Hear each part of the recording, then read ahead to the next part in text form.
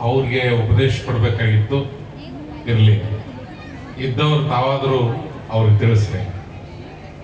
ಉಪನಯನ ಆದ ನಂತರ ಬದುಕಿನ ಹಲವು ಮಜಲುಗಳು ಬದಲಾವಣೆಗಳಾಗ್ತಾವೆ. ಇಲ್ಲೇ ದೀಪದ ಕಾರ್ಯ ಅಂತ ಹೇಳ್ತಾರೆ. ಇನ್ನು ಮುಂದಿನ ಅವರ ಬದುಕು ಬೆಳಕಿನಾಗ ಸಾಗಬೇಕು. ಧಾರ್ಮಿಕವಾಗಿ ಇಷ್ಟು ವರ್ಷಗಳ ಕಾಲ ಅವರು ಕತ್ತಲದಲ್ಲಿ ನಡ್ಕೊಂಡು ಬಂದಿರತಕ್ಕಂಥದ್ದು, ಇನ್ನು ಮೇಲೆ ಅವರು ಬೆಳಕಿನಾಗ ಸಾಗಬೇಕು.